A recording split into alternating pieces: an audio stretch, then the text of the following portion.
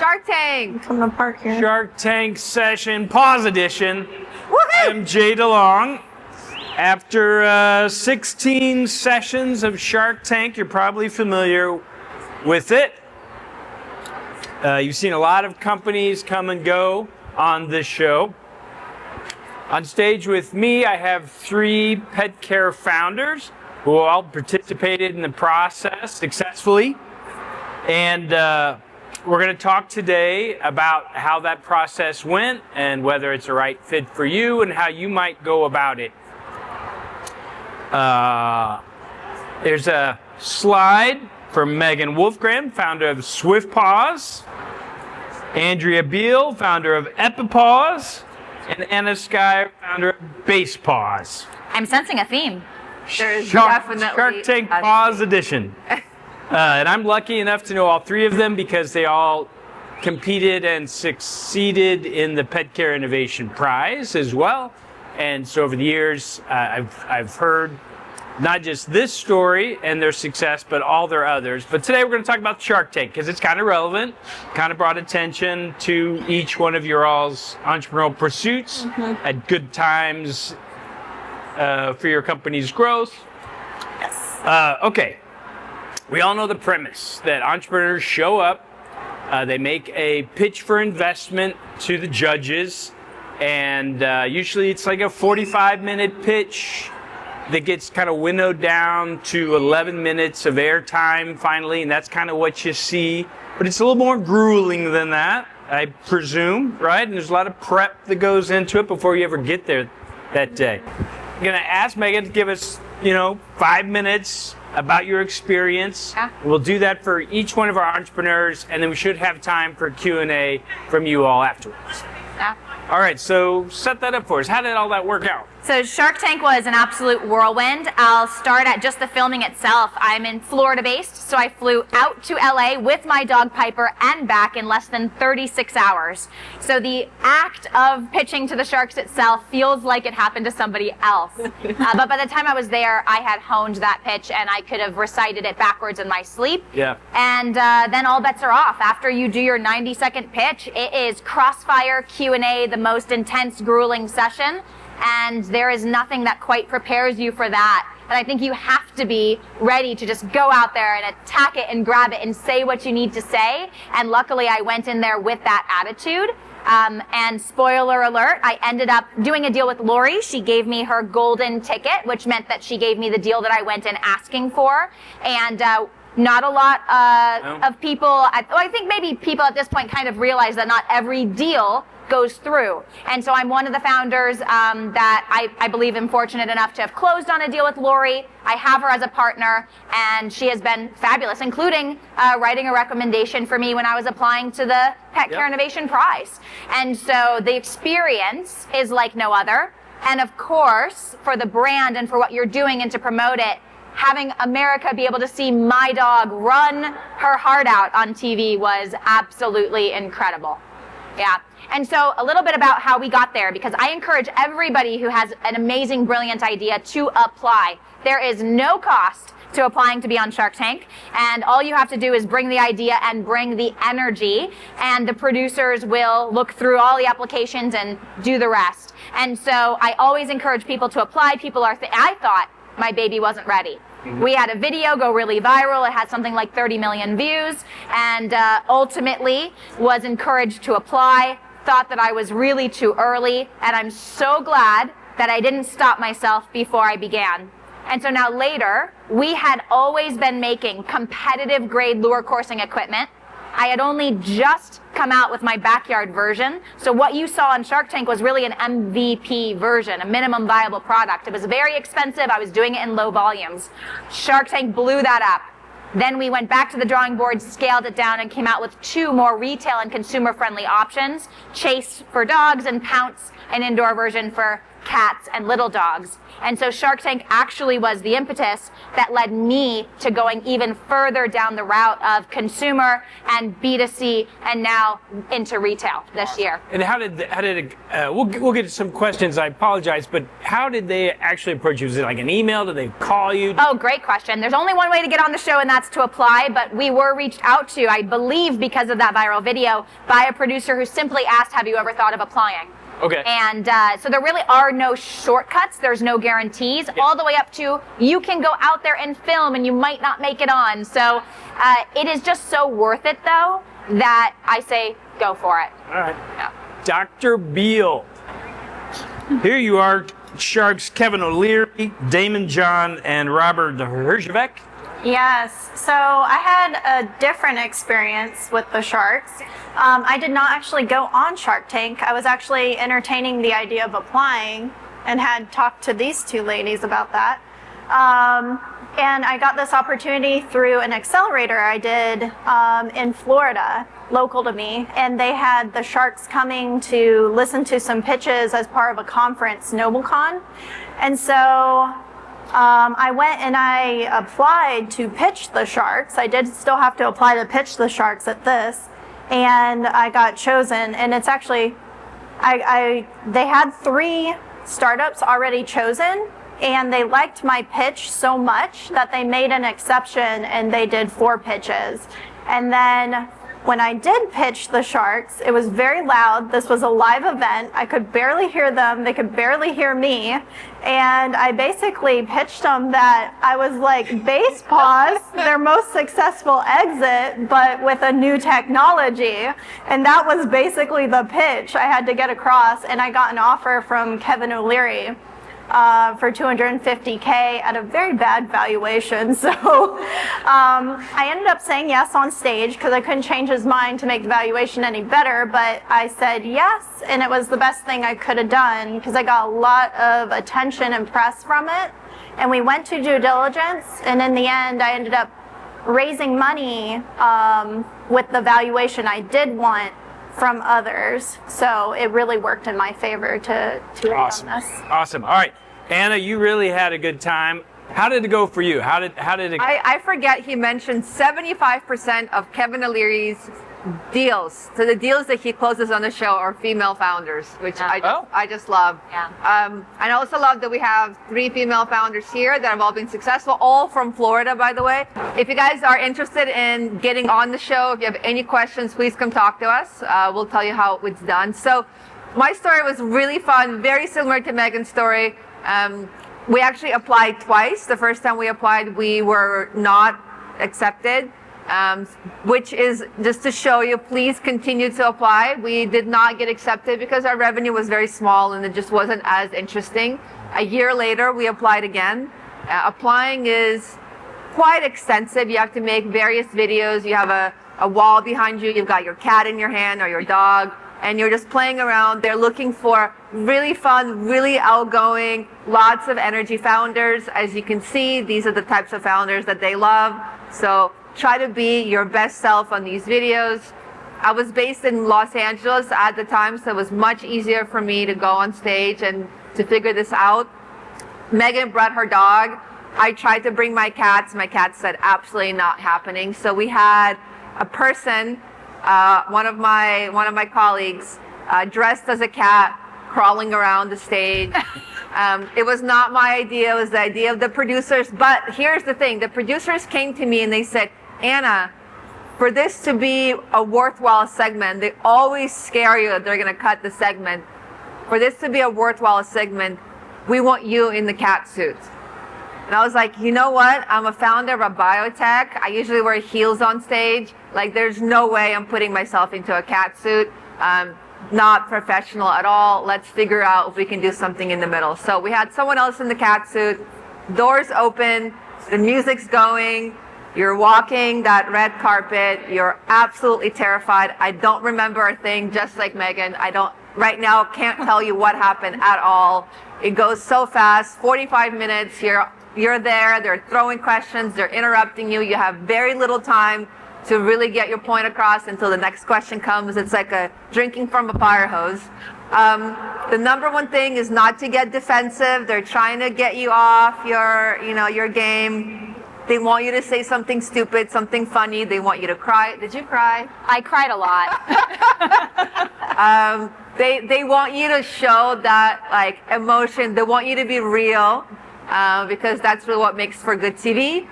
I got a deal with 2 sharks on the show. Unfortunately, one of the deals fell through. Happens all the time. Most deals don't close. Yeah. Because due diligence happens before the show, which means you show your numbers and you show all the things that you usually show, but that's to the producers. When the deal closes, then your due diligence starts with the shark. The shark wants to double check all the numbers as well. And very often the shark finds something in your due diligence. Remember, you're an early stage company that they don't like. Deals fall through. I'm really grateful that one of my deals did not fall through. And let me tell you, my shark is very grateful for that too. Because as you guys saw, it was a very, very good exit for Kevin and for myself. There's a long relationship that you have with your shark. And we know that, right? You and Lori are still close. Me and Kevin are still close. Kevin calls me and asks me to look at other deals that he's doing that are in the pet space. I ask him to look at deals that I'm doing. I'm now investing in companies. So that relationship is a long-term relationship that you'll have for many, many years. Please apply. It is an amazing thing. And little hack, Shark Tank loves pets. They love pet companies. So you actually have a little leg up. Make sure you apply. Come talk to us. Get our contact details. If you're in the process and you have questions, we're a great resource for you. You bring up a great point. Shark Cashman, Kevin O'Leary, Mr. Wonderful, believes 20% of the handshake deals made on the show are never executed due to the due diligence process. So he put it at, that's a good number. Yeah. 20% falling through. I think more. I think it's maybe the other way around. Yeah, well, he didn't say that the entrepreneurs walked away. Oh, right? fair That's enough. probably Fair enough. happens. percent. That happens. Yeah. Fellow shark Robert Herjavec believes that 90% of those withdrawals come from the entrepreneur. In some cases due to only appearing on the program for publicity. Could you imagine people only going on for the publicity? What did it do for you guys in terms of, the next day? Did you see online orders? You saw news people wanting to talk to you immediately after. So what did the show's appearance do for you? Andrea? For me, with my unique experience, it did. So there was a lot of press. I was on the news. It was a live event, but the news was there, filming it, which I didn't expect. So it went around really fast, and they were framing it kind of funny for my experience, because I said yes on stage, and I was the only startup out of the 4 that said yes to one of the Sharks' offers, and they were giving pretty crappy offers. But I love that you said yes. You had heard us before. You knew that saying yes doesn't mean you have to take it at the end. Exactly. It was so smart. It was so smart. I gave my husband a heart attack while I was on stage because I planted my feet when he gave me the offer, and I was like, we're gonna change this. I'm gonna get the offer I came for. And I butted heads for a little while with him on stage, and the crowd was trying to help me. They were yelling different numbers to try and get him to change his offer, and then people were just like, just say yes. And so I finally said, all right, let's do this. And they, I don't know if the picture was there, but someone caught a great picture of me doing this to Mr. Wonderful, I'm gonna tell you how this goes. But yeah, it was good that I said yes. I got framed as if I won. They were calling it Crop Tank, and so they were framing it as if I had won Crop Tank. Yeah. And it propelled me. It got so much attention, and it went around on LinkedIn. That's how I really found the angel investors that are filling my pre-seed round that I'm in right now. And we finally did our first closing, and I'm still fundraising, so I'll just put that out there. Yeah. I mean, Shark Tank is the gift that keeps on giving. And if you're a founder who's fortunate enough to walk away with a relationship with a shark, I think that you get as much out as you put in. And so I'm so grateful to Lori and her team because we are very actively in communication. And so a couple times a year, they're helping to promote on social media. Or honestly, if I have a question, if I'm looking at a new service or something, I'm reaching out and I'm saying, hey, what are your other portfolio companies using for this and that? What works, what doesn't? And then ultimately, the show itself, right? The night that we aired, we did over $100,000 in sales at a time where my company was lucky to be doing 60 a month. And so that explosion is huge. And post that, I can share that our organic website traffic is 2x what it ever was before, and it never went down. I mean, we had this huge spike, but now we've just doubled our and it's direct. It's SwiftPaws.com directly into the browser, and that is something that would be very expensive to pay for. So this is the last figure I could find publicly, but in 2018, approximately 35 to 40,000 entrepreneurs applied. Wow. With about 1,000 advancing to the next step, 150 getting to pitch to the sharks, and fewer than 100 making it on air at that point. Most episodes contain 4 pitches per broadcast hour. It broadcast how many months after you actually did it? I was 6 months later. Yeah, it varies. They film twice a year and they broadcast twice a year, so it's a continuous cycle. You can apply at any time. Yeah. Okay, so my question to you, in preparation for going on the show or negotiating in the aftermath, right? What did it force you to think about or address? Well, it had to serve as a force function. Everything. And did it help form any new ideas or what besides the money? On the show, if you watch the Basepaws episode, it's a really funny episode because I talk about waxing cats. I have this strip of paper and I put it on the cat and I wax it. And it made for really funny content, but we quickly realized that we needed to switch to a different method of collecting DNA, so we switched to a swab. That there were a lot of things that the due diligence opened up for us. So this is probably the deepest due diligence that I had to go through up until that point.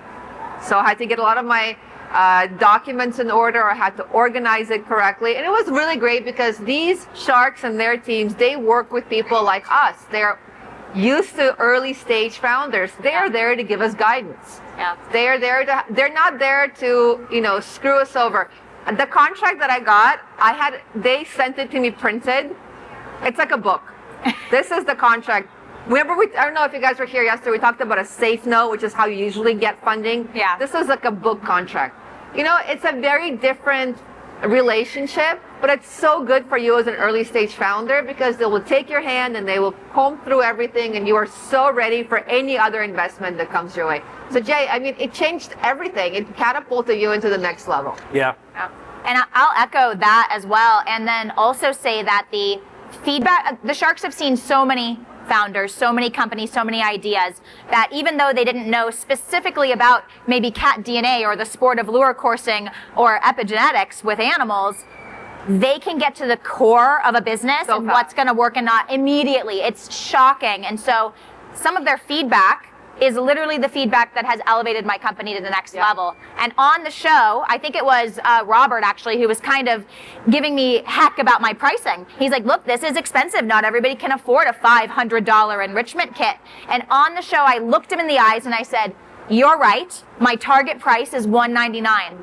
And here I am at this show. I've just launched a version for indoor use with cats and little dogs, and it's going to retail for $199. Hey! And that is the type of push that I think I needed because I came from a competitive sports background. These are people willing to spend thousands of dollars to travel the country and compete. And I had to get into a very consumer-minded and accessible, right? Pricing is accessibility.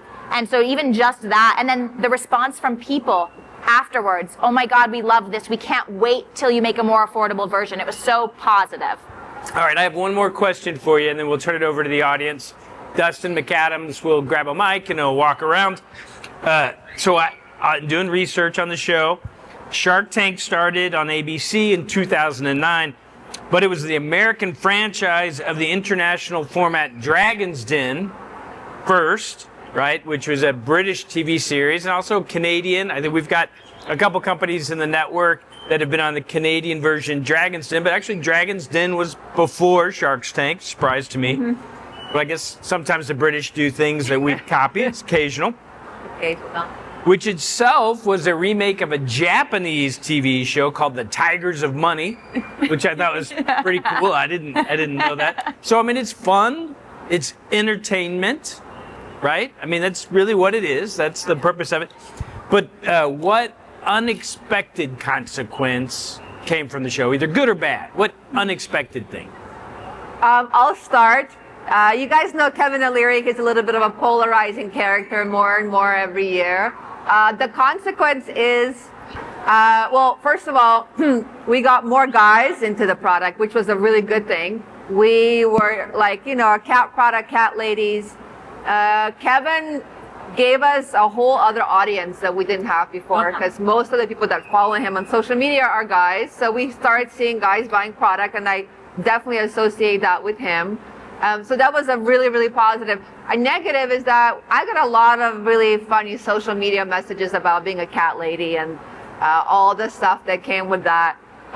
Overall, incredibly positive to be associated with someone who cares deeply about small business in America. That's Kevin's personal passion. He just wants to have more small businesses. Yeah. Learned a ton from his network. He's got hundreds of small businesses that he's invested in over the years. Those people, it's, you know, like everything's a network. PCIP is a network. Being a founder of a Shark Tank company and connecting with other Shark Tank companies, it's an amazing network. That's just one other plus that I did not expect to have. I am still in those Facebook pages where I still have people that I call that are other Shark Tank companies that are friends. Great, great addition to everything else that's great about Shark Tank. Yeah. Yeah. Yeah, I would say that it was the attention from potential investors while I was actively fundraising. I just didn't, I got the opportunity and I went and did the pitch so fast I didn't have time to think about what this meant for the company. I just said yes and I'll do it. And I went and did like the shortest pitch ever. It was less than a minute. And I said yes on stage, all a whirlwind. I texted Anna while I was on stage. As soon as I walked off stage, I go, oh my God, I got an offer. And yeah, I guess the good that came from it was just all the attention, people reaching out, wanting to know more about, oh, did you take that money from Mr. Wonderful? And it's like, well, you know, I am fundraising and he does like it. So we'll start there. So yeah, it was good. I'll share one surprise that I had, and it happened during filming. And then afterwards, I realized the power of storytelling, because I'm a very operational person, and I like numbers, and so I had not really put myself in front of the business before. And at the very end of I was in there for almost an hour and a half. It was actually quite a long session. I had planted product next to me because the dog that got me into this, his name was Pretzel, we put his paw prints on the bottom of my equipment. And so I wanted to share that, and I had forgotten the entire time. And then Lori pulls out the golden ticket, and I knew what that meant, and I started just getting overwhelmed with emotion, and so now I'm sobbing, and they made me look better. I cried way more than they even show you on TV. And so as she's making me this amazing offer, and she's saying how much she believes in me, I remember the paw prints. And so I am just losing it, and I am reaching over, and I'm going, Pretzel's paw prints are on the bottom of every unit, and it was so emotional. It gets me. And what I didn't realize was that that's the moment that everybody else connected with too. And I was so on my numbers, and I was so worried about telling them, you need to know about the safety features, and you need to know about all the work we've done. And that moment is what resonated with everybody. And so because of that, I've become a better storyteller, and I've learned that people want to know about my dog, and they want to know about that journey too. So for every founder out there, I know we don't always like to put ourselves up on stage and put our faces, but that is part of your brand and your story, and people want to know. They really do. Good fortune follows hard work. Yeah. Yeah. All right, so we're going to turn it over to the audience. If you guys have any questions directly for these successful entrepreneurs, now's the time. I'm Daydream, the founder of Spoiled Pets. Hey, y'all. Hi. And first off, just seeing women founders in the pet industry is so inspirational. And just seeing y'all up there, just thank y'all so much. But my question is, I came in a little late, but so maybe I'll answer this. But how did y'all know y'all were ready to take that next step to go on to like Shark Tank? I applied twice. I didn't know. I didn't know. You don't know. Just apply. I think they love revenue. So if you have revenue, that's always a plus. They love a great story. So that's always a plus. They love pet. They love women founders. So you're in the right category. It does not hurt to apply early. If you don't get in this year, apply next year. Apply until you get a clear no. You know? Yeah. I think that's what I would say. I know a woman, her name is Kimberly Meckwood. She is an inventor of an amazing device called Click and Carry. She applied to the show something like 9 times. She was like their record holder. They even talked about it when she got on Shark Tank. So I'm not saying that you have to do that level, but it doesn't hurt your chances for the future if you apply now and they say maybe not yet. Yeah. So don't, and I don't think any of us thought we were ready for that opportunity, but we did it anyway. Yeah. You always, as a female founder, sometimes you never think you're ready. Yeah. So in this case, you're ready. You're ready. How much time did you get to spend with the people who you did the deal with? Like afterwards to Years. It's been years. I mean, we did our deal in 2019, so it's 2025. I've been chatting with him for 6 years now. You have to be the squeaky wheel. If you're the squeaky wheel, you'll get the time. If you are shy or you think they'll come to you, they'll never will. So it's really up to you. And in my experience with Lori, I mean, she and her team, they want to be your cheerleader. And so a couple times a year, they're proactively reaching out. Hey, do you guys have any holiday deals coming out? How can we promote? But I am also a squeaky wheel. So I will reach out to them. And like when I was launching Pounce, I said, hey, I've done it. Like you helped me create a version because I knew that it needed to be smaller. I knew it needed to be less expensive. But the day before I aired, she sat down with me literally on a call and we went through my website page by page tactically and said, this is what we need to be doing. This is the trajectory. And so as soon as I knew I was doing it, I said, this is what we're doing. And then we won Best in Show Pet Tech Innovation at Global this year. We're here now for the first time exhibiting to retailers at Super Zoo. And those lines of communication are something that you have to leverage as well. Yeah. So I wouldn't wait, whether you have mentors or anybody else, like when you know you've got something or something's coming, it's never too early to let the people around you know what it is that you're working on. Because oftentimes they'll have input at the right moment. You can almost save yourself a lot of trouble if you're having those conversations early. And so in my experience, we text, we hop on calls, I do emails, and it's actually a much smaller team than I expected to be working with. I get a reply from Lori directly within, I mean, sometimes minutes. It's scary how I'm like, girlfriend, when are you sleeping? So I think I work hard, and then I see somebody who is so inspirational and who is supporting, at this point, probably over 100 portfolio companies. I mean, it's huge. So it's also very inspirational to keep working. Yeah. And then also don't be afraid to reach out to those resources and say, who else can I or should I be connecting with? Because their networks are so vast.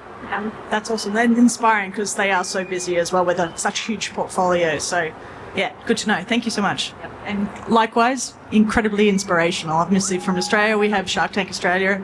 Different sharks, obviously. But yeah, it's so nice. You can't beat what you can't see. So thank you. Just a quick plug for femalefounders.pet. There's a female founder group called female.founders. Femalefounders.pet. Yep. If you guys haven't heard about it, please come talk to us.